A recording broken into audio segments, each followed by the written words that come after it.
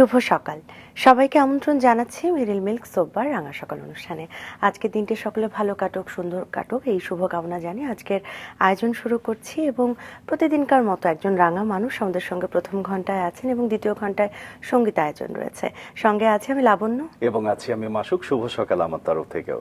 চমৎকার এই আয়োজনে একদম শুরুতেই আসলে লাবণ্যর কাছে না গেলেই নয়। লাবণ্য, শুভ সকাল। শুভ সকাল, কেমন আছো? দারুণ একটা শাড়ি পরেছো, খুবই ভালো লাগছে এবং আমি ভালো আছি। যাক, এটা শুনে ভালো লাগলো এবং অনেক ধন্যবাদ। এই রংটা না আমারও খুব পছন্দের, তাই তো আজকে হঠাৎ করে মনে হলো এই রংটা পরাই যায়। তো তোমার প্রশংসা, তোমার কাছ থেকে এই প্রশংসা পেয়ে ভালো লাগছে। সত্যি সুন্দর লাগছে। চলো এই সুন্দর সময়ে কে আছেন আজকে আমাদের সাথে দর্শককে জানিয়ে দিই। প্রিয় দর্শক, রাঙা সকালের আজকের অতিথি আবৃত্তি শিল্পী সুকান্ত গুপ্ত। চলুন তাকে স্বাগত জানাই। শুভ সকাল। শুভ সকাল। কেমন আছেন? হ্যাঁ, ভালো আছি। খুবই ভালো লাগছে আপনাকে আমাদের মাঝে পেয়ে। এবং একদম শুরুতে আপনার কাছে জানতে চাইবো যে বর্তমানে যে ধরনের আবৃত্তি চর্চা চলছে বা যেভাবে চলছে, এই জায়গা থেকে আসলে প্রফেশনাল জায়গায় কবিতা আবৃত্তিকে নিয়ে যেতে হলে একদম শৈশব থেকে চর্চাটা কতখানি জরুরি? শৈশব থেকে চর্চাটা গুরুত্বপূর্ণ, কারণ ছোট থেকে কিন্তু বেসটা গড়ে ওঠে। তাই একেবারে ছোট থেকে যদি আমরা না করি, হঠাৎ করে কিন্তু কোনো শিল্পীরই চর্চা হয় না। আমরা যখন ছোট থেকে শুরু করব, স্টেপ বাই স্টেপ আমরা এগিয়ে যেতে পারবো। আর শৈশবে যদি আমরা না করি, তাহলে আমাদের সেই বিকাশটা হচ্ছে না। একটা সময় এসে, এটা কিন্তু শিল্প এমন একটা বিষয় যে সময়ের সাথে তা কিন্তু এগিয়ে যাচ্ছে। ছোটবেলায় আমরা যেভাবে শিখছি, একটু সময়ের একটু যখন আরেকটু বড় হচ্ছে, তার মাধ্যমটা পরিবর্তন হচ্ছে, আর একটু বড় যখন হচ্ছে, তার মাধ্যমে আর একটু বেড়ে যাচ্ছে, পরিবর্তন হচ্ছে। এবং কবিতার ক্ষেত্রেও তা, আবৃত্তির ক্ষেত্রেও তা। ছোটবেলায় আমরা যদি ছিপখান তিন দ্বারা তিনজন মাল্লা পড়ে থাকি, হ্যাঁ, পরবর্তীতে কিন্তু তা পড়ছি না, পড়ছি কিন্তু ছোটবেলায় যে ছিপখান তিন দায়রা তিনজন মাল্লা যে বলছি, তা কিন্তু সেটা আমার কাছে তেমন হয়তো ছোটবেলায় যে সুন্দরটা লাগবে, তাই না? তাই ছোটবেলা থেকে দরকার আছে, এবং ছোট থেকে যদি আমরা বেড়ে উঠতে পারি, পরবর্তীতে ভালো একটা জায়গায় পৌঁছাতে পারবো। পাশাপাশি কারো যদি আসলে একটু বড় হয়ে মনে হয় যে আমি আসলে আবৃত্তি শিখতে চাই বা আবৃত্তি করতে চাই, সেক্ষেত্রে তিনিও তো পারবেন। অবশ্যই পারবেন, শেখার তো কোনো বয়স নেই, আপনি যে কোনো সময় করতে পারবেন। ব্যাপারটা আরেকটা ব্যাপার হচ্ছে, আবৃত্তি তো আসলে বোধের জায়গা। আপনার বোধটা থাকলে আপনি করতে পারবেন। এখানে যে ছোটবেলায় যে একেবারেই শুরু করতে হবে, না হলে হবেই না, তা নয়, করতে পারবেন। কিন্তু লক্ষণীয় বিষয় এটাই কিন্তু বেশি হচ্ছে যে একটু বড় হওয়ার পরে আবৃত্তি চর্চার দিকে মানুষ মন দিচ্ছে বেশি। হ্যাঁ, এটা একটা কারণ আছে। কারণটা হয়েছে যে যেটা বললাম, যে বয়সের সাথে সাথে একটা সময় দেখা যায় যে কবিতার প্রেমে পড়ে যায় অনেকে, বা যে কোনো একটা উপন্যাসের প্রেমে পড়ে যায়। তখন যে তার যে ভালো লাগার ভালোবাসার তো সময়ই নেই, যে কোনো সময় হতে পারে। দেখা যাচ্ছে যে মধ্যবয়সে সে কবিতার প্রেমে পড়ে গেছে, ভালোবাসা হয়ে গেছে, এই তখন শুরু করলো, কিংবা তার বোধের জায়গাটা যখন বিকশিত হলো, তখনই সে করতে পারলো। একদমই আসলে আপনার ছোটবেলায় আজকে ফিরিয়ে নিয়ে যেতে চাই আমাদের অনুষ্ঠানের নিয়ম অনুযায়ী। আপনার শৈশব কেমন ছিল? আপনিও কি শৈশবে আসলে এই আবৃত্তি শিল্পী হয়ে উঠবেন এই বোধ ছিল কিনা? যখন সিলেটে আসলে আপনার বেড়ে ওঠা, কেমন ছিল সবকিছু মিলিয়ে সময়টা? আসলে ছোটবেলায় তো বুঝতে পারিনি যে এভাবে আবৃত্তি নিয়ে কাজ করব। ছোটবেলায় মা প্রথম শিশু একাডেমিতে নিয়ে যেতেন, একেবারে খুব ছোটভাবে যদি বলতে হয়। আগে সিলেটে বাংলাদেশ বেতারে একটা অনুষ্ঠান হতো, যে স্বরচিত কবিতা পাঠের আসর, এরকম। ওই জায়গায় প্রথম আমার নিজের লেখায় একটা কবিতা আবৃত্তি করা হয়। এর থেকে আসলে পরবর্তীতে শিশু একাডেমি থেকে শিল্প। নিজের লেখা বলতে কোন ক্লাসে এটা? আমি তখন ক্লাস 3 কি 4 এ পড়ি। ও আচ্ছা, ক্লাস 3 তে আপনি নিজেই লিখেছেন? হ্যাঁ, আমি ছোট থেকে লেখালেখির সাথে জড়িত আছি, ওই তখন থেকে মূলত। আর কবিতাকে নিয়ে একেবারে আমি আমার পথটা কবিতার সাথেই থাকবে, আবৃত্তির সাথেই থাকবে, তা আসলে ধীরে ধীরে আমি বুঝতে পেরেছি যে না, আমার ভালো লাগার জায়গাটা হচ্ছে সেখানে, ভালোবাসার জায়গাটা হচ্ছে সেখানে। হ্যাঁ, আমি অন্য কাজের সাথে যুক্ত আছি, অন্য পেশায় যুক্ত আছি, কিন্তু আমার ভালোবাসার জায়গা বা ভালো লাগার জায়গাটা আবৃত্তি। এবং আমার দেখা যায় দিনের যে সময়টুকু আমি ফ্রি থাকি, আবৃত্তির সাথেই থাকি। বাহ, চমৎকার। ছোটবেলায় ভীষণ শান্ত প্রকৃতির মানুষ ছিলেন, কিন্তু শান্ত প্রকৃতির হলেও আপনার দেখা যাচ্ছে যে খেলাধুলার চেয়ে শিল্প সংস্কৃতি কবিতা আবৃত্তি এসব আপনাকে বেশি টানতো, কি কারণে? শান্ত এখনো আছি। আচ্ছা আচ্ছা। আর একটা ব্যাপার হয়েছে, এখনো আসলে এই যেটা বললাম যে আমাদের ওই সময় এখন যেভাবে প্রযুক্তি নির্ভরতা আছে তখন কিন্তু ছিল না। একদমই। দেখা গিয়েছে যে স্কুল থেকে যখন বাসায় এসেছি, আসার পর হয়তোবা কোনো একটা বই নিয়ে বসে গিয়েছি কবিতার, বা শুনছে, আমরা শুনতাম খুব বেশি। আচ্ছা আচ্ছা। আমরা কিন্তু যে তখন, হ্যাঁ তখন এই যে এত বেশি যোগাযোগ মাধ্যম ছিল না, রেডিও ছিল, তখন টেপ রেকর্ডার ছিল, ওইখান থেকে যা শোনা যায় বা টিভিতে যা যতটুকু শোনা যায় বা পড়তাম, আমরা খুব বেশি পড়ার চেষ্টা করতাম যে না এই কবিতাটা এইভাবে পড়েছে, যে না এটা ভালো লাগছে আর একটু অন্যভাবে একটু করে দেখি, এইভাবেই আসলে সময়টা কাটানো। আবার একটা আছে যে অনেকে আছে যে বিকেল বেলা ঘুম থেকে উঠে মানে খেলতে চলে যেত। ওই সময় আসলে আমার মা চাকরিজীবী ছিলেন, তাই মানে ঘরের বাইরেই চলে যাব বা যাব সেই সাহসও ছিল না বা যেতামও না। তাই ঘরের মধ্যে থেকে যে বইটাকে মানে সঙ্গে নিয়ে চলা, এই এতটুকুই আর কি। ছোটবেলার এ ধরনের গল্পগুলো আসলে আমরা আরো শুনতে চাই, কিন্তু এই মুহূর্তে আপনার সম্পর্কে কিছু তথ্য আছে আমাদের কাছে, দর্শককে জানাতে চাই। প্রিয় দর্শক, সুকান্ত গুপ্ত ছোটবেলা থেকে আবৃত্তি চর্চার প্রতি গভীরভাবে আকৃষ্ট হন এবং জয়ন্ত চট্টোপাধ্যায়, শিবুল মুস্তফা, মাহিদুল ইসলামের আবৃত্তি শুনে অনুপ্রাণিত হন। পঞ্চম শ্রেণীতে পড়ার সময় সিলেট শিশু একাডেমিতে ভর্তি হয়ে তিনি 3 বছরের প্রশিক্ষণ এবং পরবর্তীতে সিলেট শিল্পকলা একাডেমিতে 2 বছরের কোর্স সম্পন্ন করেন। ঢাকায় এসে আবৃত্তি শিল্পী মাহিদুল ইসলামের কাছে প্রশিক্ষণ নেন। বেতার, টেলিভিশন সহ বিভিন্ন মঞ্চে নিয়মিত আবৃত্তি পরিবেশনের পাশাপাশি 2015 সালে প্রকাশ করেন প্রথম একক আবৃত্তির অ্যালবাম জল হাওয়ার লেখা।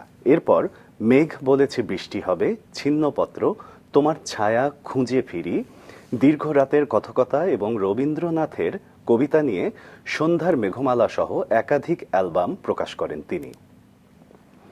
নতুন প্রজন্মকে সংস্কৃতি চর্চায় উদ্বুদ্ধ করতে 2000 সালে সিলেটে প্রতিষ্ঠা করেন শ্রুতি, যার মাধ্যমে শিশু নাট্যোৎসব, চিত্রাঙ্কন প্রতিযোগিতা, পিঠা উৎসব, লিটল ম্যাক প্রকাশ এবং বিভিন্ন সামাজিক কার্যক্রম পরিচালিত হচ্ছে। সংগঠনটি ইতোমধ্যে শত শত সুবিধাবঞ্চিত শিশু কিশোরের পাশে দাঁড়িয়েছে এবং আবৃত্তি, সঙ্গীত, চিত্রাঙ্কন, নাটক ও বিতর্কে বিনামূল্যে প্রশিক্ষণ দিয়ে আসছে। পাশাপাশি তিনি দীর্ঘদিন ধরে কবিতা এবং ভ্রমণ কাহিনী লিখছেন, যা স্থানীয় এবং জাতীয় বিভিন্ন পত্রিকায় প্রকাশিত হয়েছে। সাংস্কৃতিক কর্মকাণ্ডের স্বীকৃতিস্বরূপ বাংলা আমার 2024 প্রণোদনা পেয়েছেন তিনি। তাকে আমরা অল্প করে জানছিলাম, আবারও ফিরে যাচ্ছি তার কাছে।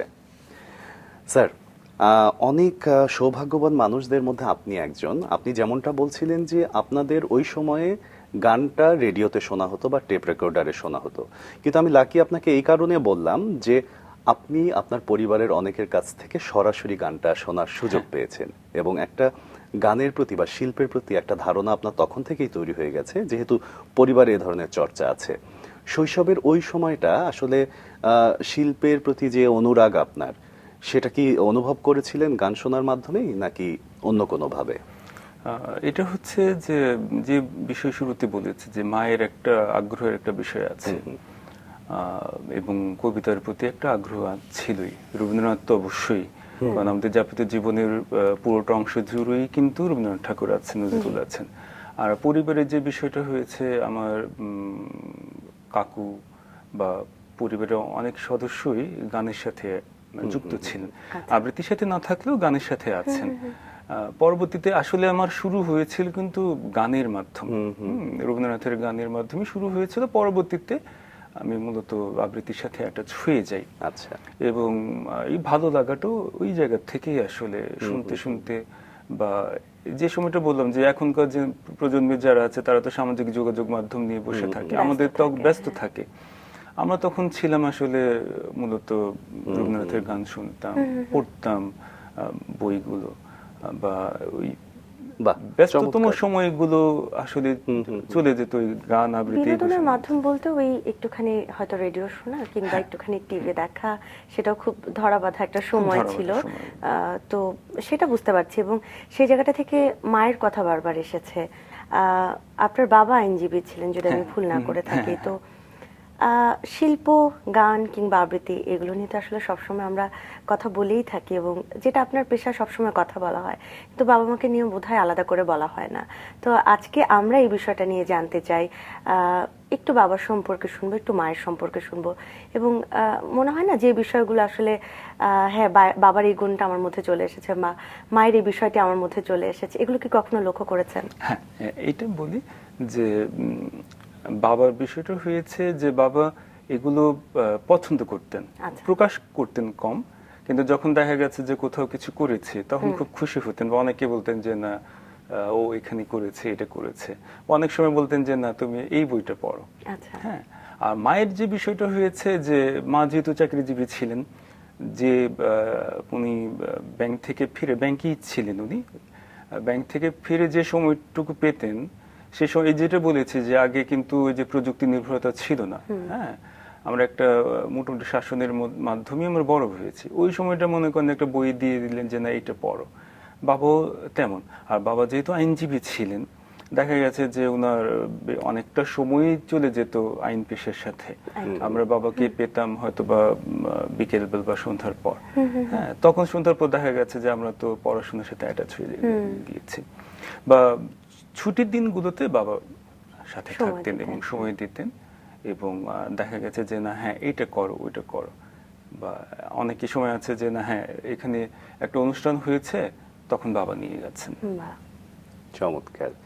আসলে এভাবেই আপনার গল্পগুলো আমরা শুনবো, পাশাপাশি যদি একটা কবিতা হয়ে যায় লাবণ্য, কেমন হয়? অবশ্যই ভালো হয়, আর স্যার যদি অনুমতি দেন আমরা শুরুতেই একটি আবৃত্তি শুনতে চাই আপনার কাছ থেকে। তাহলে একটা শুরু করি। শুরুতে যেহেতু নজরুল বর্ষ চলছে, একদম। নজরুলেরই বাংলাদেশ কবিতাটি একটু আমি পড়ে শুনি। নিশ্চয় স্যার। নব নব নব বাংলাদেশ মম, চিরমনোরম চিরমধুর, বুকে নিরবধি বহে শত নদী, চরণে জলধীর বাজে নূপুর, শিওরে গিরিরাজ হিমালয় প্রহরী, আশিসে মেঘবাড়ি সদা তার পরে ছড়ি, যেন উমার চেয়ে এ আদরিনী মেয়ে, ওরে আকাশে ছেয়ে মেঘ চিকুর, গ্রীষ্মে নাচে বামা কাল বৈশাখী ঝরে, সহসা বর্ষাতে কাঁদিয়া ভেঙে পড়ে, শরতে হেসে চলে শেফালিকা তলে, গাহিয়া আগমনী গীতি বিধুর, হরিত অঞ্চল হেমন্তে দুলাই, ফিরে সে মাঠে মাঠে শিশির ভেজা পায়ে, শীতের অলস বেলা পাতা ঝরার খেলা, ফাগুনে পরে সাজে ফুল বধুর, এই দেশের মাটি জল ও ফুলে ফলে, যে রস যে সুধা নাহি ভূমণ্ডলে, এই মায়ের বুকে হেসে খেলে সুখে, ঘুমাবো এই বুকে স্বপ্নাতুর, নব নব নব বাংলাদেশ মম, চিরমনোরব চিরমধুর। বাহ। বাহ। অনেক অনেক ধন্যবাদ, এবং আমরা স্যার কিন্তু গল্পের মাঝে মাঝে বেশ কটা আবৃত্তি আপনার কাছে শুনতে চাইবো। আবার একটু গল্পে ফিরি, সেখানে আসলে বাবার কথা শুনছিলাম। আপনার তো দু ভাই, ভাই দুজনের মধ্যে আসলে কেমন বন্ডিং ছিল সেটাও একটু জেনে নেই। আমরা দুভাই আমার মূলত যমজ। আচ্ছা। হ্যাঁ, ও আবৃত্তির সাথে জড়িত আছে, ও লেখালেখির সাথে জড়িত আছে। বাহ। আর আমি যেমন একটি ব্যাংকে কর্মরত আছি, ও ব্যাংকে কর্মরত আছে। বাবা কখনো চাইতেন না আপনি আইনজীবী হন? অবশ্যই চেয়েছেন, অবশ্যই চেয়েছেন, পরিবারে অনেকেই চেয়েছে, কিন্তু আসলে ব্যাংকে যে যুক্ত হয়ে যাব এটা নিজেও কখনো ভেবে দেখেন? ভাবিনি, বা এখনো চিন্তা করলে মনে হয় যে ব্যাংকে তো আসার কথা ছিল না কখনো। আচ্ছা। চমৎকার। দুই ভাইয়ের মধ্যে বলছিলেন যে সাদৃশ্য আছে, সাদৃশ্যের পাশাপাশি যদি এখন একটু বৈসাদৃশ্য নিয়ে কথা বলি, আপনি যে কবিতাটা আবৃত্তি করলেন সেটাতেই একটু আসতে চাই। আপনি যে জায়গাটা থেকে ধরলেন যে নম নম নম, সেটার আপনি যে স্কেলে শুরু করলেন, সেই স্কেলটা আসলে অনেকের আমি ধরা দেখেছি যে আরো হাই স্কেলে। এই যে কবিতায় একটা বোধের পার্থক্য, এটা আপনি কিভাবে বিশ্লেষণ করেন? আচ্ছা, কবিতায় বোধের পার্থক্য অনেকে যে বললেন যে অনেকে উঁচু পর্দায় ধরবে, হাই স্কেলে যেটা, সেটা হয়েছে কি যে বোধের জায়গা তো এখানে চিল্লানোর কোনো বিষয় নেই। হ্যাঁ, আমি প্রার্থনা করছি বাংলাদেশকে নিয়ে। হ্যাঁ, এখন সে প্রার্থনার জায়গা তফাৎ থাকতে পারে। অবশ্যই। আমি আমার ঈশ্বরকে ডাকতে পারি বিভিন্নভাবে, তাই তো? এখন হয়তো আমি ডাকছি একটু বিনয়ের আমার সাথে, মতো করে। আমার মতো করে, আরেকদিন হয়তো একটু যে একটু ঈশ্বরকে বলছে এই তুমি শুনতে হবে আমার কথা, তাই না? তুমি কিংবা নমো তিনি নমো। একটু জোরেই কথা হ্যাঁ, বলেন, তার একটু- অভ্যাস, হ্যাঁ, একটু অভ্যাস। শুনতে হবে আমাকে, আমার কথা শুনতেই হবে। আচ্ছা। আমি বিনয়ের সাথে আমি বলেছি যে নমো নমো নমো বাংলাদেশে মম চির মনোরম, জি। এইভাবে হয়তো। চমৎকার, চমৎকার। আমরা যদি এই জায়গাতেই আরেকটু থাকি, সেক্ষেত্রে দেখা যায় যে একটা সময় ছিল যে একটু পিছনের দিকে অবশ্যই। অনেক হাই স্কেলে অনেক চিৎকার করে যারা দরাজ গলায় কবিতা আবৃত্তি করতে পারেন তারাই আবৃত্তির দিকে বেশি অনুরাগী হতো, কিন্তু বর্তমান সময় এই জায়গাটা একটা বিশাল পরিবর্তন এসেছে। আবেগ অনুভূতিটা বা রসটা প্রত্যেকেই তার নিজের মতো করে দিতে পারছে, এবং সেই জায়গাতেও আরো একটা পরিবর্তন যেটা আমার মনে হয় যে একটু সহজিয়া ভঙ্গিতে একটু ন্যাচারাল ভাবে আরো যাওয়ার একটা টেন্ডেন্সি সবার মধ্যেই দেখা যায়। এই জায়গাটা নিয়ে কিছু বলবেন? আচ্ছা, একটা ব্যাপার বলি, গান যারা করেন তাদের তো সুর আছে, জি। বিভিন্ন অনুষঙ্গ আছে, হারমোনিয়াম আছে, তবলা আছে, কিন্তু আবৃত্তিতে তো সেই অনুষঙ্গগুলো নেই। আমরা আবৃত্তির মাধ্যমে সময়কে ফুটিয়ে তুলি, তাই না? জি। দূরের কথা বলি, আকাশের মেঘের কথা বলি।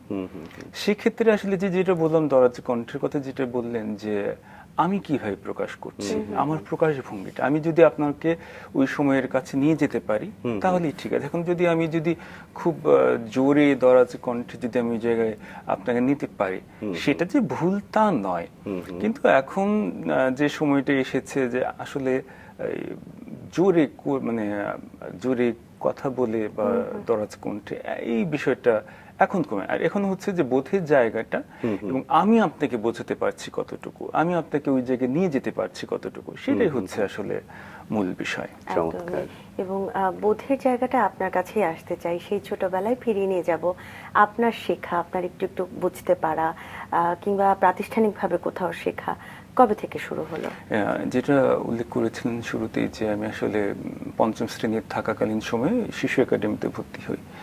সেখানে কোর্স করার পর গিয়ে একটু বড় যখন হই তখন শিল্পকলায়, এরপরে গিয়ে আসলে ঢাকায় মাহি ভাইয়ের কাছে আমি পড়েছি। আচ্ছা, ঢাকার বিষয়টা আমরা ধারাবাহিকভাবে ওই সময় আসতে চাই। ছোটবেলাতে আরো কিছুক্ষণ থাকি। সেই সময় তো শিশু একাডেমিতে ভর্তি হলেন, পরে শিল্পকলা একাডেমিতে, পাশাপাশি পড়াশোনাটা কেমন চলছিল? পড়াশোনা চলছে, পড়াশোনা কোন স্কুলে চলছিল। পড়তেন? আমি তখন সিলেটে এডিট স্কুল আছে, সেখানে পড়েছি, এমসি কলেজে পড়েছি। আর একটা ব্যাপার হয়েছে কি, আমরা পড়াশোনার সাথে সাথে কিন্তু এই সেটা আবৃত্তি হোক, গান হোক, এগুলোর সাথে খুব অ্যাটাচ ছিলাম। তখন যেটা বললাম যে সামাজিক যোগাযোগ মাধ্যম কিন্তু ছিল না, তখন আমরা আমাদের যে ফ্রি সময়টুকু, তখন ওইগুলির সাথেই আমাদের অ্যাটাচমেন্টটা ছিল বেশি। এবং যখন নিজেরা চেষ্টা করতাম, শোনার চেষ্টা করতাম, বারবার করার চেষ্টা করতাম যে না এভাবে করি না, এভাবে না, এভাবে না হয় তাহলে ওভাবে করি, এই চেষ্টা করে যেতাম আসলে। এবং একটা প্রতিযোগিতা ছিল যে না আমি তার চেয়ে একটু ভালো করার চেষ্টা করি। সুস্থ একটা প্রতিযোগিতা। স্কুল জীবনে যেটা হয় বা পড়াশোনা যে কোনো ক্ষেত্রে আসলে বন্ধুদের ভূমিকাটা অনন্য। তারা যেমন আপনাকে মানসিকভাবে সাপোর্ট দেবে, এবং একই সাথে আপনি যেন লাইনচ্যুত না হন সেদিকেও খেয়াল রাখে। বন্ধু নিয়ে আসলে অনেক কবিতাও আছে, আপনার কাছে আজকে একটা বন্ধু নিয়ে কবিতা শুনতে চাই। আচ্ছা, তাহলে অমলকান্তি একটু করে শোনাই তাহলে। নিশ্চয়ই। অমলকান্তি আমার বন্ধু, স্কুলে আমরা একসঙ্গে পড়তাম। রোজ দেরি করে ক্লাসে আসতো, পড়া পারত না। শব্দরূপ জিজ্ঞেস করলে এমন অবাক হয়ে জানলা দিকে তাকিয়ে থাকতো যে দেখে ভারী কষ্ট হতো আমাদের। আমরা কেউ মাস্টার হতে চেয়েছিলাম, কেউ ডাক্তার, কেউ উকিল। অমলকান্তি সেসব কিছু হতে চায়নি, সে রোদ্দুর হতে চেয়েছিল। ক্ষান্ত বর্ষণ, কাক ডাক বিকেলের সেই লাজুক রোদ্দুর, জামার জামরুলের পাতায় যা নাকি অল্প একটু হাসির মতন লেগে থাকে। আমরা কেউ মাস্টার হয়েছি, কেউ ডাক্তার, কেউ উকিল। অমলকান্তি রোদ্দুর হতে পারেনি, সে এখন অন্ধকার একটা ছাপাখানায় কাজ করে। মাঝে মধ্যে আমার সঙ্গে দেখা করতে আসে, চা খাই, এটা ওটা গল্প করে, তারপর বলে উঠি তাহলে। আমি ওকে দরজা পর্যন্ত এগিয়ে দিয়ে আসি। আমাদের মধ্যে যে এখন মাস্টারি করে, অনায়াসে সে ডাক্তার হতে পারত। যে ডাক্তার হতে চেয়েছিল, উকিল হলে তার এমন কিছু ক্ষতি হতো না, অথচ সকলেরই ইচ্ছে পূরণ হলো এক অমলকান্তি ছাড়া। অমলকান্তি রোদ্দুর হতে পারেনি। সেই অমলকান্তি রোদ্দুরের কথা ভাবতেই ভাবতেই ভাবতেই ভাবতেই যে একদিন রোদ্দুর হতে চেয়েছিল। কি সুন্দর। এবং ছোটবেলার এই অনেকগুলো বিষয় বা বড়বেলারও বিভিন্ন বিষয় আসলে কবিতার মাধ্যমে যখন ফুটিয়ে তোলা যায় সেটা বেশ আনন্দের। আসলে স্কুলের কথা বলছিল মাসুক এবং বন্ধুদের কথা বলছিল, স্কুলের বিষয়টা আরেকটু অল্পখানি থাকতে চাই। সে সময় আসলে পড়াশোনায় কেমন ছিলেন বা সমন্বয় করতেন কিভাবে, এই যে শিল্প বা শিল্প চর্চা কিংবা পড়াশোনা সবকিছু মিলিয়ে? আচ্ছা, আমরা পড়াশোনায় খুব বেশি খারাপ ছিলাম তা নয়। ভালোই ছিলেন। এখন এখন ব্যাপারটা হয়েছে, এখন যেভাবে আমাদের অভিভাবক বা এখনকার ছেলেমেয়েরা যেভাবে জিপিএ 5-এর পেছনে ছুটে, একটা চাপ ফিল করে। আমরা সেভাবে ছুটতাম না। আচ্ছা। আমরা চেয়েছিলাম যেন মানুষ হতে পারি। এখন কিন্তু মানুষ আমরা পাই না, জিপি 5 পেয়ে যাই, মানুষ পাই না। আমরা চেষ্টা করেছিলাম যে না, হ্যাঁ, ভালো একটা ফলাফল দরকার, অবশ্যই দরকার, এবং ভালো ফলাফল করেছিও। কোন বিভাগে ছিলেন আপনি? আমি বিজ্ঞান বিভাগে আচ্ছা। ছিলাম বাহ। এবং ভালো ফলাফল করেছি, এবং ওই সময়ের জন্য যে ফলাফলটা খুবই গুরুত্বপূর্ণ ছিল সেই ফলাফলই করেছে। দারুণ। তবে পড়াশোনা যেটা বললাম যে নিয়মিত করে যেতাম, যে আছে না যে সারাদিন পড়বো না, হঠাৎ করে পড়বো বা পরীক্ষার আগে পড়বো, তা নয়। পড়াশোনাটা হচ্ছে আমার কাছে যেটা মনে হয়, একটা দৈনন্দিন যেভাবে আমরা ঘুম থেকে উঠি, রাতে আবার ঘুমোতে যাই, ঠিক সেভাবেই পড়াশোনাটা নিয়মিত চালিয়ে যেতে হয়। বাহ। আচ্ছা। এবং নিয়মিত করে গেলে অবশ্যই আপনি ভালো ফলাফল করবেন। অবশ্যই। তবে আপনাদের ক্ষেত্রে বিশেষ করে আপনার ক্ষেত্রে বিষয়টা কেমন ছিল? এখন তো আসলে পড়াশোনার পাশাপাশি শিল্পচর্চা সকলে করছে, কেউ না কেউ আসলে গান, নাচ কিংবা ছবি আঁকার সাথে যুক্ত থাকছে, খেলাধুলার সাথে ইনভলভ থাকছে এখনকার শিশুরা। আপনাদের সময়টা কেমন ছিল? কেউ কি বলতো যে পড়াশোনাটাই মন দাও, এগুলোতে সময় দিও না? পারিপার্শ্বিক সহযোগিতাটার কথা জানতে চাচ্ছি আমি। না, তা তো বলতোই যে পড়াশোনা ভালোভাবে করতে হবে, গান কারণ আমি এটা শুনেছি অনেক। হ্যাঁ, এজন্যই বলছি। গানাবৃত্তি করলে এই করতে পারবে না, সেই করতে পারবে না, জীবনে প্রতিষ্ঠিত হতে পারবে না। আদত তো মনে করি এখন এই সময় এসে তো মনে করি অল্প কিছু হলে তো প্রতিষ্ঠিত হতে পেরেছি, এবং এই প্রতিষ্ঠিত হতে পেরেছে কিন্তু আবৃত্তির মাধ্যমে। আমাকে সুকান্ত হিসেবে পুরো দেশ চেনে কিন্তু আবৃত্তির মাধ্যমে। একেবারে। হ্যাঁ, এবং আমি আবৃত্তিকে নিয়ে তো বিভিন্ন জায়গায় গিয়েছি, শুধু দেশের যে আছি তা না, দেশের বাইরে অনেক জায়গায় গিয়েছি। বাহ। এবং বাংলা ভাষাভাষী যারা আবৃত্তি করেন, জি। আশা করছি চিনবেন। কিন্তু এটা কিন্তু করেছে যে একেবারেই পড়াশোনা করিনি তা নয়, ভালো চেষ্টা করেছে ভালোভাবে একটা ফলাফল করার, সেটা এসএসসি হোক, এইচএসসি হোক, পরবর্তী সময়েও করেছে। আমি কিন্তু কম্পিউটার সায়েন্স এবং টেকনোলজি থেকে কিন্তু পাশ করেছি, বিসিএস করা। চমৎকার। এবং চেষ্টা করেছি, পড়াশোনা তো অবশ্যই থাকতে হবে, সেটা দিয়েই, সেটা করেই এগিয়ে গিয়েছি। লাবণ্য যেমন সামাজিক বাধার কথা বলছিল, আপনি যে অঞ্চলের মানুষ, অলিয়া উলিয়াদের অঞ্চল বলা হয়, সাংস্কৃতিক চর্চার ক্ষেত্রে কিছু ধর্মীয় বাধাও বা কিছু ধর্মীয় ব্যাপার স্যাপারও আসে, সেই জায়গাটা আসলে আপনি কিভাবে দেখেছেন? আসলে ইচ্ছেটা অনেক বড় বিষয়। বাধা তো থাকবেই। আপনি যদি বাধা না পান, আপনি তো এগিয়ে যেতে পারবেন না। আমি বাধা পেয়েছি, এগিয়ে যেতে পেরেছি, আমাকে সহায়তা করে নাই, আমি এগিয়ে গিয়েছি, তাই তো? সব জায়গায় বাধা থাকবে। সিলেটে যেটা বললেন, যে কথাটা বললেন যে ধর্মীয় যে বিষয়টা, সিলেটে কিন্তু সবচেয়ে বেশি লোককবির জন্ম কিন্তু সিলেটে। আমরা এখন যাদেরকে নিয়ে গর্ব করি, যে সকল লোককবির কথাই, এবং যে সকল লোককবির গান সবার মুখে মুখে, পুরো ওই বাংলা ভাষাভাষীদের মধ্যে সব কিন্তু সিলেটের। জি। হ্যাঁ, তাই ইচ্ছাটা একটা খুবই গুরুত্বপূর্ণ বিষয়। বাধা তো থাকবেই, বাধা না থাকলে আপনি কিভাবে এগিয়ে যাবেন? আপনি যখন বাধা পাবেন তখনই এগিয়ে যাওয়ার সাহসটা পাবেন, তাই তো? তাই। আপনার কলেজ জীবনটা নিয়ে একটু আমরা জানতে চাই, কেমন, যদিও খুব অল্প সময়, কেমন কেটেছে? আপনি এমসি কলেজে পড়াশোনা করেছেন। কলেজ জীবনের বিষয়টা হয়েছে যে কথাটা বললাম যে মা চাকরিজীবী ছিলেন।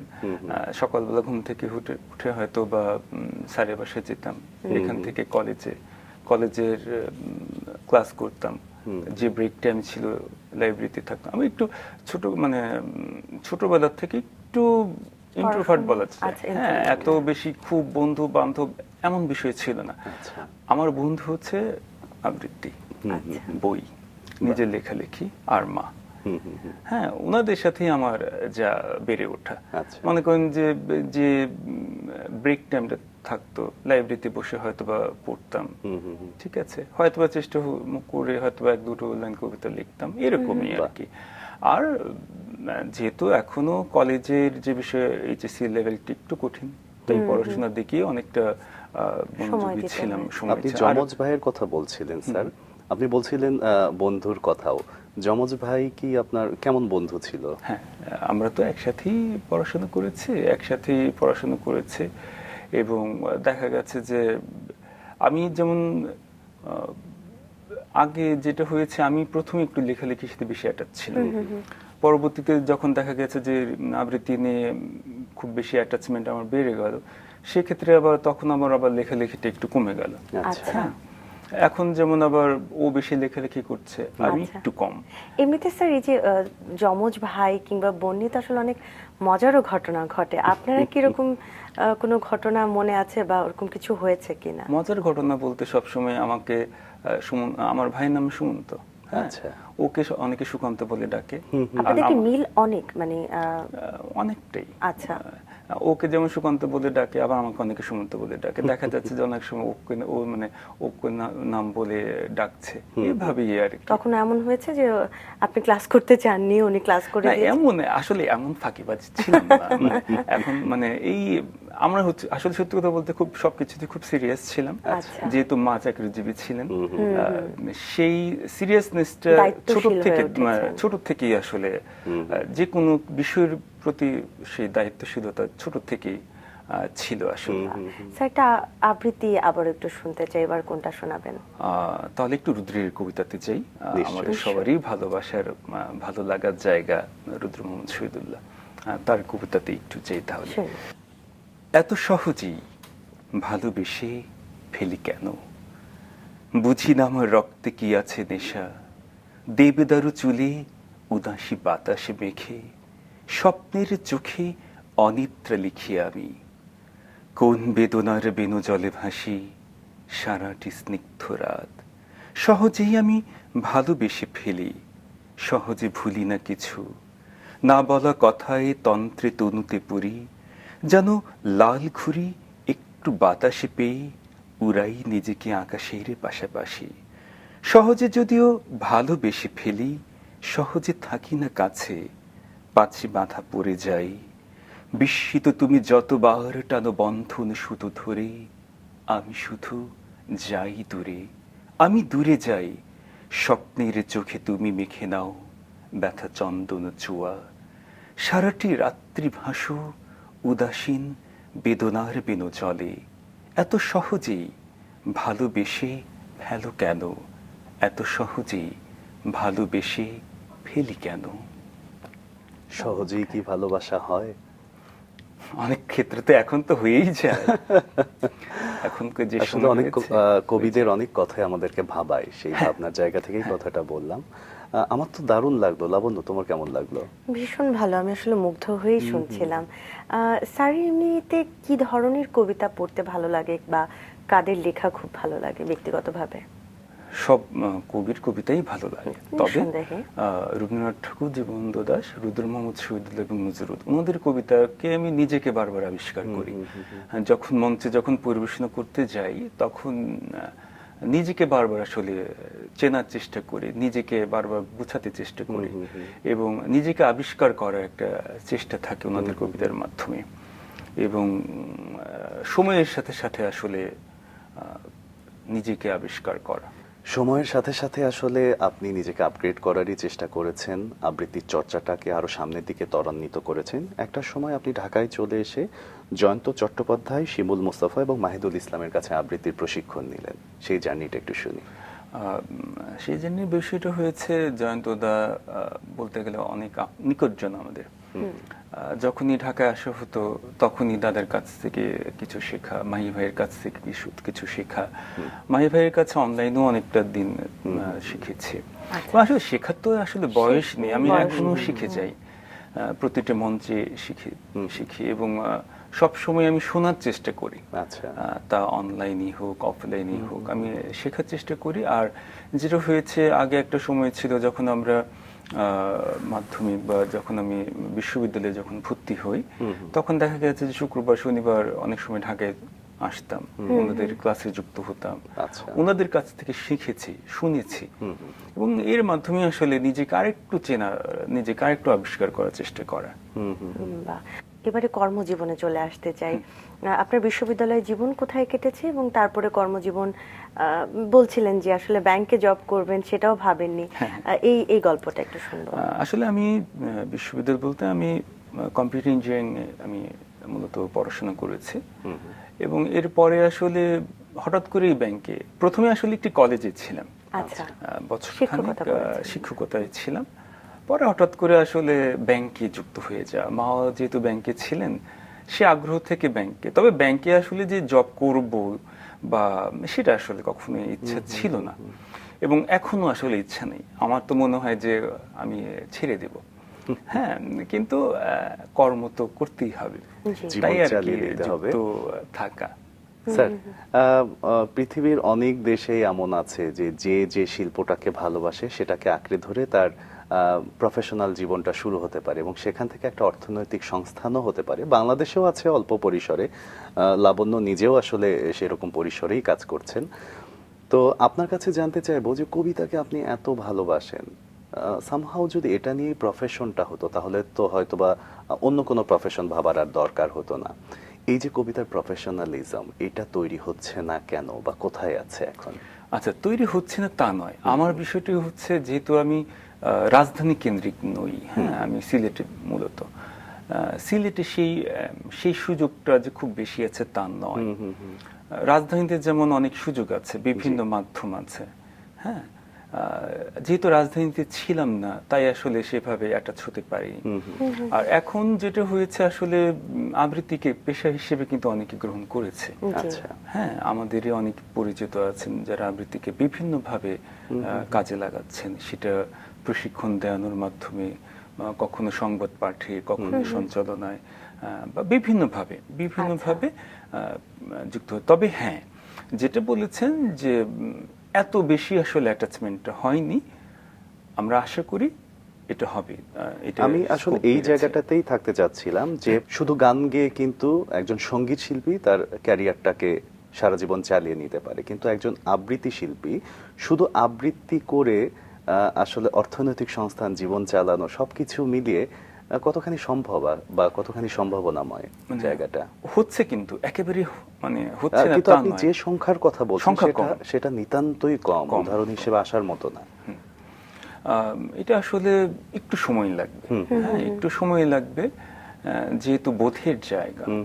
আর এখন মনে করেন যে একটু সময়ের সাথে সাথে যেহেতু এগিয়ে যেতে হয়, একটু সময় দিতে হবে, হয়তো সময় দিলে হয়তো বা এটা আরো পরিবর্তন হবে, এই জায়গাটা পরিবর্তন হবে। গানের ক্ষেত্রেও কিন্তু আসলে এমনটাই হয়েছিল, এমন না যে আসলে প্রথমে কেউ পেশা হিসেবে নিতে পেরেছিল। ধীরে ধীরে আসলে সঙ্গীত নিয়ে পড়াশোনা করা বা কিংবা কোনো জায়গায় আসলে চাকরি করা, পরিবর্তনটা ঘটেছে। আমরা আবৃত্তির ক্ষেত্রেও সেই পরিবর্তন দেখবার অপেক্ষায় আছি। আপনার 2015 সালে প্রথম একক অ্যালবাম নিয়ে আমরা একটু শুনতে চাই, জল হাওয়ার লেখা। হ্যাঁ, জল হাওয়া, এটা মূলত আবৃত্তি মেলা থেকে বের হয়েছিল। এটা মাহিদুল ইসলাম মাহি ভাইয়ের গ্রন্থনাতে এবং মাহি ভাইয়ের নির্দেশনে মূলত এই অ্যালবামটা বের হয়েছিল। কি চিন্তা থেকে বা কখন মনে হলো আসলে যে না, এখন অ্যালবাম করা যায়? এটা আসলে মূলত মাহি ভাইয়ের অনুপ্রেরণাতে। ভাই বললেন যে তুমি কাজ যেহেতু এতদিন করছো, এই বিষয়টা একটু করে দেখো, এটা করো, করলে হয়তো অনেকে এই বিষয়টাকে গ্রহণ করবে এবং তুমি নিজেকে চিনতে পারবে। কেমন সাড়া পেলেন? ভালো, অনেকটাই ভালো। তখন তো আসলে, এখন তো আসলে সিডির কোনো প্রচলন নেই একদমই। বাস্তবতা। আর 2015 সাল বা ওই সময়ে ছিল, তখনও মনে করেন যে একেবারে শেষের পথে, তখন যে খুব প্রচার মানে মানে সিডির যে প্রচারটা তখন যে খুব বেশি ছিল তা নয়, কিন্তু ওই সময় ভালো একটা, এবং আবৃত্তির জন্য আবৃত্তির মেলার বিশেষ একটা গুরুত্বপূর্ণ ভূমিকা আছে আসলে বাংলাদেশে। কি বিষয়ের উপর ছিল মূলত এটা অ্যালবামটি? নির্বাচিত প্রেমের কবিতা নিয়ে ছিল, আচ্ছা। জল হওয়ার লেখা মূলত নির্বাচিত বেশ কিছু প্রেমের কবিতা নিয়ে অ্যালবামটা ছিল। মাধ্যমেরও তো আসলে ওই সময় পরিবর্তন হয়েছে, সে সময় আসলে অ্যালবামের সময়টা একটু কমে এসেছে, কারণ ওই সময় কিন্তু অলরেডি ইউটিউবের একটা যুগ চলে এসেছে। চলে এসেছে তখন কি ওগুলো আসলে আপনি চিন্তা করেননি যে আসলে ইউটিউবে দেয়া যায় কিনা বা অন্য মাধ্যমে দেয়া যায় কিনা? আচ্ছা, ওই সময় আসলে যেটা বললাম যে আমরা ইউটিউব চলে আসলেও তখন মনে হয়েছে যে না, সিডিটাই আমার কাছে অনেক অনেক ভালোবাসার জায়গা। একদম থেকে আমি একটা যাবে। ধরে আমার স্মৃতি একটা যে না, আচ্ছা। এই সিডি আমি তো ইউটিউব ধরতে পারছি না। স্পর্শের, যেমন বই একটা স্পর্শের জায়গা আছে, একদম, একটা সুন্দর অনুভূতির জায়গা বলেছেন। আছে। হ্যাঁ, সিডির একটা অনুভূতি আছে। আমি একজনকে আপনাকে দিতে পারছি যে না, এই হচ্ছে আমার অ্যালবাম, আবৃত্তি অ্যালবাম, এইটা জল হওয়ার লেখা। কিন্তু ইউটিউবে তো আমি সেটা করতে পারছি না। একটা আবৃত্তি শুনে নিই, তারপর আবার আবার গল্প করতে চাই, শুনবো এবারে। ঠিক আছে, তাহলে আমি একটু গীতাঞ্জলি থেকে করে রবীন্দ্রনাথ ঠাকুরের একটু। নিশ্চয়ই নিশ্চয়ই sir.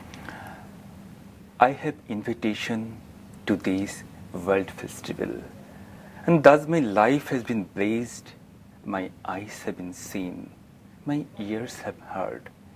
It was my part at this feast to play upon my instrument, and I have done all I could. Now I ask, has the time come to at last when I may go in and see my face and often they my silent salutation? জগতে আনন্দ যজ্ঞে আমার নিমন্ত্রণ, ধন্য হলো মানব জীবন, নয়ন আমার রূপের পুরে সাধ মিটাই বেড়াই ঘুরে, শ্রবণ আমার গভীর সুরে হয়েছে মগন। তোমার যজ্ঞে দিয়েছ ভার, বাজাই আমি বাঁশি, গানে গানে গেথে বেড়াই প্রাণের কান্না হাসি। এখন সময় হয়েছে কি সভায় গিয়ে তোমায় দেখি, জয়ধ্বনি শুনিয়ে যাব এ মোর নিবেদন, জগতে আনন্দ যজ্ঞে আমার নিমন্ত্রণ। I have had my invitation to this world festival, and thus my life has been blessed, my eyes have been seen, and my ears have heard. It was my part to this feast to play upon in instrument. অনেক অসাধারণ। অনেক ধন্যবাদ। আমরা আমাদের দ্বিতীয় album নিয়ে আপনার সেটা একটু শুনতে চাই। আপনার ধীরে ধীরে আপনি আরো অ্যালবাম করেছেন, মেঘ বলেছে বৃষ্টি হবে, সেটা নিয়ে একটু শুনতে চাই। মেঘ বলেছে বৃষ্টি হবে মূলত বৃষ্টির সব কবিতাকে নিয়ে। এটা কত সালে স্যার? এটা 2016 সালে। আচ্ছা, মানে পরের বছরই পরের বছরই বের হয়। এটা কান্ট্রি মিউজিক থেকে মূলত বের হয় এবং এটা নির্দেশনায় ছিলেন মজুমদার বিপ্লব। আচ্ছা। মেঘ বলেছে বৃষ্টি হবে আসলে ওই সময়ের বৃষ্টি নিয়ে সমসাময়িক যা কবি ছিলেন, বা মূলত বৃষ্টির কবিতা নিয়েই মূলত মেঘ বলেছে বৃষ্টি হবে। স্যার, আবৃত্তির দর্শক বা শ্রোতাকে খুব সীমিত নাকি বাড়ছে আসলে? যেটা বললাম, বোধের একটা বিষয় আছে। হ্যাঁ, আবৃত্তি তো আমরা যখন খুব বেশি চঞ্চল হব, চঞ্চল হয়ে কিন্তু আবৃত্তি শোনা যায় না। হ্যাঁ, একটু স্থির থাকতে হবে, বোধের একটা ব্যাপার আছে। দর্শক বাড়ছে, আমরা তো চেষ্টা করছি গণমানুষের কাছে আবৃত্তিকে পৌঁছে দেওয়ার জন্য। যেহেতু চেষ্টা করছি, দর্শক আস্তে আস্তে করে বাড়ছে এবং আমরা আশা করি পরবর্তীতে আরো বাড়বে। এবং আরেকটা ব্যাপার বলি, আমাদের বিভিন্ন আন্দোলন সংগ্রাম বলেন, প্রতিটি ক্ষেত্রে কিন্তু আবৃত্তির একটা ভূমিকা আছে, বিশেষ একটি ভূমিকা আছে। এবং দর্শকদের যে ব্যাপারটা বললাম যে প্রজন্মের সাথে আসলে একটু অ্যাটাচমেন্ট, দর্শকের যে বিষয়টা, হয়তোবা একটা প্রজন্ম খুব ভালোভাবে শুনতে চাচ্ছে বা শুনছে, একটা প্রজন্ম হয়তো একটু পেছনে আছে, এভাবেই আসলে মূলত। এখনকার প্রজন্ম নিয়ে আমরা একটু জানতে চাই, তারা আসলে কিভাবে আবৃত্তিকে দেখছে? কাজ করছে। আবৃত্তি তো বারবার বলছে যে বোধের জায়গা। হ্যাঁ, আমাদের দেখা যায় যে আমরা খুব সহজে মঞ্চ পেতে চাই, কিন্তু মঞ্চ আবৃত্তি তো তেমন নয়। করতে হবে, শিখতে হবে, চর্চা করতে হবে, তারপরেই গিয়ে মঞ্চ। সে কারণে প্রজন্ম পিছনে বলবো না, করছে, কিন্তু এত বেশি যে অ্যাডভান্স হয়ে গেছে বা খুব বেশি কাজ করছে তা আবার নয়। আচ্ছা, আপনার আরো কিছু প্রযোজনা আছে, ছিন্নপত্র, তোমার মায়া, খুঁজে ফিরি, দীর্ঘ রাতের কথকতা। এই অ্যালবামগুলোর মাধ্যমে আসলে আপনি কি প্রকাশ করতে চেয়েছেন? আচ্ছা, ছিন্নপত্র মূলত হয়েছে যে রবীন্দ্রনাথ ঠাকুরের পত্রাবলী থেকে উনি যে চিঠিগুলো লিখেছেন, সেই চিঠিগুলো থেকে মূলত ছিন্নপত্র। জি। আর বিপ্লবী কবি পাবলো নেরুদার হচ্ছে তোমার ছায়া খুঁজে ফিরি। এই কবিতাগুলোতে পাবলো নেরুদার কবিতাগুলো থেকে মূলত তোমার ছায়া খুঁজে ফিরি। আচ্ছা। আর দীর্ঘ রাতের কথা হচ্ছে যে 20 শতকের বিশ্বকবি যারা ছিলেন, নোবেল পুরস্কার যারা পেয়েছিলেন 20 শতকের দিকে, তাদের কবিতাগুলো নিয়ে, নির্বাচিত কবিতা নিয়ে মূলত ওই অ্যালবামটা দীর্ঘ রাতের কথা। আপনার পরবর্তীতে সন্ধ্যার মেঘমালা, যেটি রবীন্দ্রনাথের কবিতা নিয়ে অ্যালবাম হয়েছে, এবং রাত্রি অনিমেষ নিয়েও আপনার কাজ চলছে, সেটার অপেক্ষায় আছি। সেটা কি আমরা অ্যালবাম আকারেই পাবো? রাত্রি অনিমেষ আসলে বের হয়ে গিয়েছে, প্রকাশিত হয়েছে। রাত্রি অনিমেষ মূলত জীবনানন্দ দাশের অগ্রন্থিত কবিতার আবৃত্তি অ্যালবাম। সেটা অ্যালবাম আকারে এসেছে? হ্যাঁ, অ্যালবাম আকারে এসেছে। এটা এসেছে জি সিরিজ থেকে মূলত এসেছে। বাহ। স্যার কি একটু ইউটিউব নিয়ে ভাবছেন যে আসলে ইউটিউবে নতুন মাধ্যমে আসলে সবার কাছে প্রেজেন্ট করা যায় কিনা? ইউটিউবে কিন্তু আমার চ্যানেল আছে, ইউটিউবে চ্যানেল আছে এবং ইউটিউবের প্রচারও হচ্ছে। কিন্তু যে ব্যাপারটা বললাম যে আমরা তো আসলে আবৃত্তি তো বোধের জায়গা, হ্যাঁ, এবং আবৃত্তি বোধের জায়গা, এবং সহজেই যে এটাকে গ্রহণ করতে পারছে সবাই তা নয়। শোনার একটা বিষয় আছে। আমি যদি খুব চঞ্চল হই, আমি কিন্তু আবৃত্তির সাথে এত সে অ্যাটাচ হতে পারছি না। হ্যাঁ, সে কারণে ইউটিউবে যে গ্রহণ করছে না মানুষ তা নয়, করছে, বাট সময় লাগছে। আচ্ছা। হবে একটা সময়, ভালো একটা অবস্থায় যাবে। আমরাও আশাবাদী, এবং আপনার কাছ থেকে এই ব্যাপারটা জানতে চাইবো যে মঞ্চ, টেলিভিশন, রেডিও, মঞ্চতে যেমন পারফর্মার তার পারফরমেন্স প্রদর্শন করছে এবং সরাসরি দর্শক সেটা উপভোগ করছে, টেলিভিশন বা রেডিওতে সেটা হচ্ছে না। এই দুই জায়গার মধ্যে আপনি যখন একজন আবৃত্তি শিল্পী, আপনার পার্থক্যটা কিভাবে আসে? আচ্ছা, মঞ্চ এবং টিভি বলেন, রেডিও বলেন, একেবারেই আলাদা। মঞ্চে হচ্ছে আমি সরাসরি দর্শকদের সাথে যুক্ত হচ্ছে। আমি যখন মঞ্চে কোনো পরিবেশনা করি, আমি কিন্তু তখন ঠিক করে যাই না যে কোন কবিতাটা করব, কি করব। দর্শকের অনুভূতি, দর্শকের মুভমেন্ট বলে দেয় যে আমি কি করব বা আমি কোন কবিতাতে যাব। এবং মঞ্চে কিন্তু সরাসরি দর্শকদের সাথে একটা যোগসূত্র আছে, যেটা টিভিতে বা রেডিওতে কিন্তু নেই। হ্যাঁ, আমি দর্শককে দেখছি, তার অনুভবগুলো আমি ফিল করছি, এবং তাকে আমি ওই যে কবিতা করছি ওই জায়গায় তাকে পৌঁছে দেওয়ার একটা আমার ভাবনা আছে, বা পৌঁছে দিচ্ছি মূলত। সেক্ষেত্রে মঞ্চ একটা বিশাল একটা গুরুত্বপূর্ণ ভূমিকা পালন করে বলে আমি মনে করি। এবং হ্যাঁ, টিভি এবং রেডিওতে যে করছি না তা নয়, কিন্তু রেডিও এবং টিভিতে তুমি সরাসরি দর্শককে পাচ্ছে না, তখন একটা নির্ধারিত একটা স্টুডিও বলেন বা ক্যামেরা বলেন, সেখান থেকে তাও একটা আলাদা মাধ্যম আছে, সেখানেও একটা ভালো লাগার বিষয় আছে। তবে মঞ্চের বিষয়টা একেবারেই আলাদা। স্বাচ্ছন্দ্যতা, হ্যাঁ, উপভোগ করার। মঞ্চে আমার মুভমেন্ট আছে, খুব ইজি বিষয়। মঞ্চে আমার মুভমেন্ট আছে, আমি দর্শকদের সাথে সরাসরি একটা অ্যাটাচমেন্ট আছে।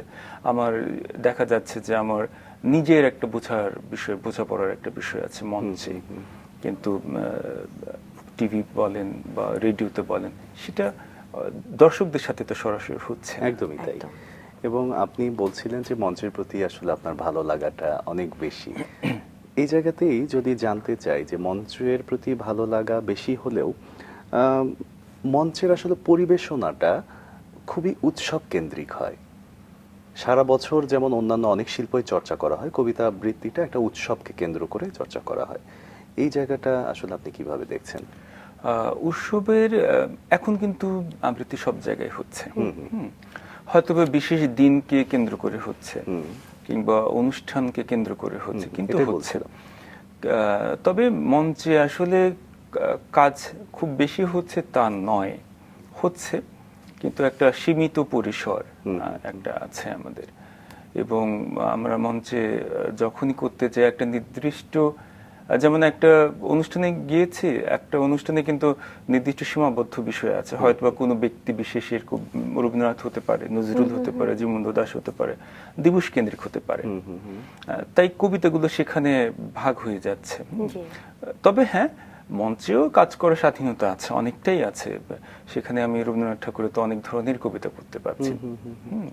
একই সাথে আসলে আমি আরেকটু ওই জায়গাটা জানতে চাচ্ছিলাম যে নির্দিষ্ট বিষয়বস্তু, কবি কিংবা নির্দিষ্ট কি বলবো দিবস, এটাকে কেন্দ্র করে যদি না হয়ে কবিতা আবৃত্তির চর্চাটা বছর ব্যাপী হয়, প্রতিদিনের হয়, সেই জায়গাটা আসলে কতখানি সুন্দর হবে কবিতা আবৃত্তি শিল্পীদের জন্য? না, প্রতিদিন প্রতি বছর হলে তো অনেক ভালো হবে। যত একটা শিল্পী কিন্তু বিকশিত হয় মঞ্চের মাধ্যমে। আমি যদি নিজে পরিবেশনটা নাই করতে পারলাম, আমি বুঝবো কিভাবে আমারটা হচ্ছে কি হচ্ছে না, আমি কতটুকু যেতে পারবো, আমি কতটুকু পৌঁছাতে পেরেছি, আবৃত্তিটা কতটুকু পৌঁছিয়েছে, বা যে কবিতাটাই করছি সেই কবিতাই বা কতটুকু পৌঁছালো, তাই না? তাই যদি সেটা সারা বছরই করা যায়, সারা বছর প্রয়োজন নেই, প্রতি মাসে যদি 2টো করে 3টে করে করা যায় তাহলে তো অনেকটা এগিয়ে যেতে পারে, সবাই এগিয়ে যেতে পারে। তাই সেই জায়গাটা থেকে শ্রুতি নিয়ে এবারে আসবো, যেখানে আপনি প্রায় চেষ্টা করে যাচ্ছেন বিভিন্ন কর্মকাণ্ড করবার জন্য। 2000 সালে আপনার শ্রুতি সংগঠনটি আসে। কি ভাবনা থেকে আসলে এলো, কতটুকু পরিকল্পনা করেছিলেন, এখন কতটুকু কি অবস্থা, সব মিলিয়ে শুনবো গল্পটা। আচ্ছা, শ্রুতির গল্পটা এই যে যেটা বললাম যে ছোট থেকে, একেবারে ছোট থেকেই শ্রুতির শুরু, এবং শ্রুতির শুরুটা হয়েছে লিটল ম্যাগের মাধ্যমে, লেখালেখির মাধ্যমে। মূলত যেহেতু বলেছি যে ছোটবেলায় মূলত লেখালেখির সাথে জড়িত ছিলাম, সেখান থেকে মূলত শ্রুতির জন্ম। এরপর আস্তে আস্তে আমাদের বিভিন্ন প্রায়োগিক শিল্প, আবৃত্তি, গান, এগুলো চর্চা নিচে করানো বা করা, অন্যদেরকে, বাচ্চাদেরকে অ্যাটাচ করা, এবং পরবর্তীতে আমরা আস্তে আস্তে মঞ্চে আমরা চলে আসি। এবং আমাদের রবীন্দ্র জয়ন্তী, নজরুল জয়ন্তী বলেন, পিঠা উৎসব বলেন, পহেলা বৈশাখ বলেন, এই ধরনের বেশ কিছু কিছু সিগনেচার অনুষ্ঠান আমাদের আছে। এবং যা শুধু সিলেট নয়, পুরো বাংলাদেশে প্রতিষ্ঠিত মানে আমাদের অনুষ্ঠানগুলো। এবং সেখানে মনে করেন যে প্রচুর জাতি, ধর্ম, বর্ণ নির্বিশেষে সবাই এক হয়ে যায় সিলেটের ওই অনুষ্ঠানগুলোতে। এবং আমরা বলতে পারি যে আমরা অনেককে যুক্ত করতে পেরেছি এই অনুষ্ঠানের মাধ্যমে। শ্রুতির এই কার্যক্রমের মাধ্যমে অনেক ছেলে মেয়ে বেড়ে উঠেছে এবং অনেকেই আপনার যুক্ত হয়েছে। শ্রুতির কার্যক্রম নিয়ে আরেকটু বিস্তারিত জানতে চাই, এবং কারা আছেন এখন এখানে? কি শুধু আবৃত্তি শিল্পী, নাকি সব ধরনের শিল্পী এখানে যুক্ত আছেন, এবং কোনো প্রশিক্ষণ দেয়া হচ্ছে কিনা? শ্রুতিতে মূলত আবৃত্তি, গান, এই দুটোই মূলত চর্চা করা হয়। আবৃত্তি এবং গান, হ্যাঁ, এই দুটোর সাথেই মূলত আমাদের অ্যাটাচমেন্টটা বেশি। এবং এখানে বাচ্চাদেরকে আমরা প্রশিক্ষণ নেই, এবং বাচ্চাদেরকে মূলত প্রোডাকশন ভিত্তিক কাজ আছে আমাদের, আবৃত্তি প্রোডাকশন ভিত্তিক বেশ কিছু কাজ আছে।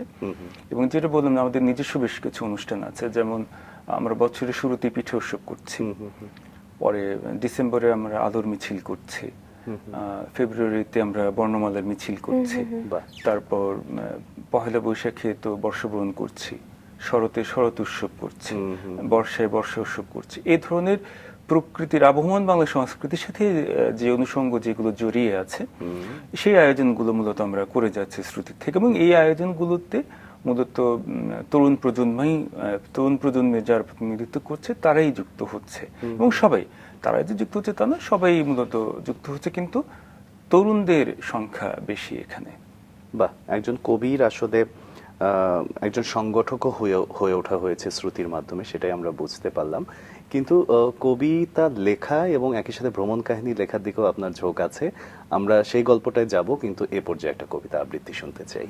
আচ্ছা, রবীন্দ্রনাথ ঠাকুরের একটি করি, যেহেতু রবীন্দ্রনাথ ঠাকুরের মাধ্যমে নিজেকে আমি কেন, আমার কাছে যেটা মনে হয়, আমাদের যাপিত জীবনটা কিন্তু শুরুই হয় রবীন্দ্রনাথ ঠাকুরকে দিয়ে।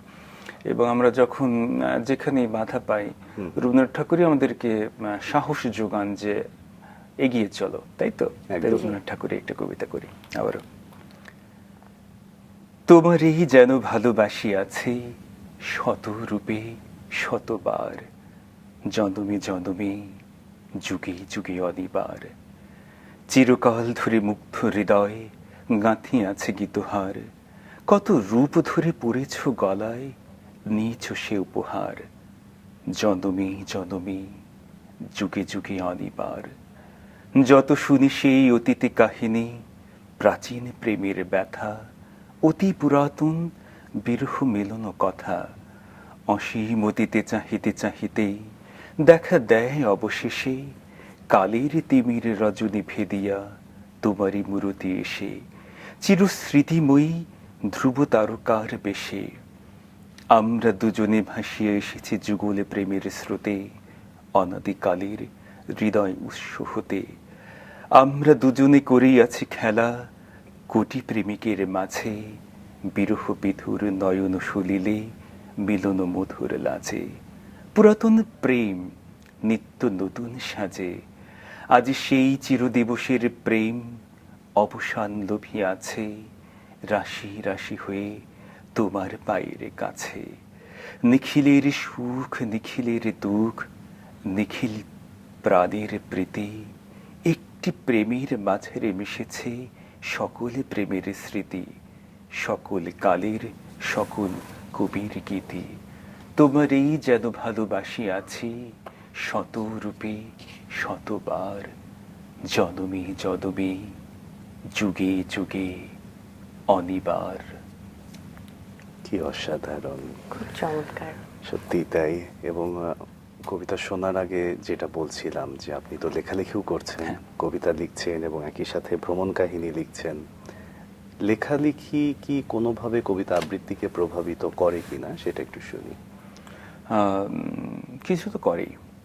আমি তো যেহেতু আমি আসলে ভ্রমণ কাহিনী চাইতে বেশি উপন্যাস বা কবিতার ক্ষেত্রেই আমি আসলে বেশি কাজ করেছি। ভ্রমণ কাহিনী লিখেছি, শুরুটা আসলে ভ্রমণ কাহিনী দিয়ে আমার মূলত শুরু হয়েছিল।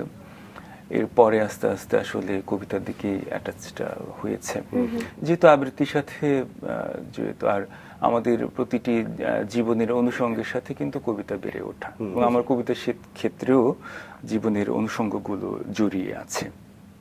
এবং আমার কাছে যেটা মনে হয়, যারা আবৃত্তি করেন সবারই কম বেশি লেখালেখির সাথে জড়িত আছেন।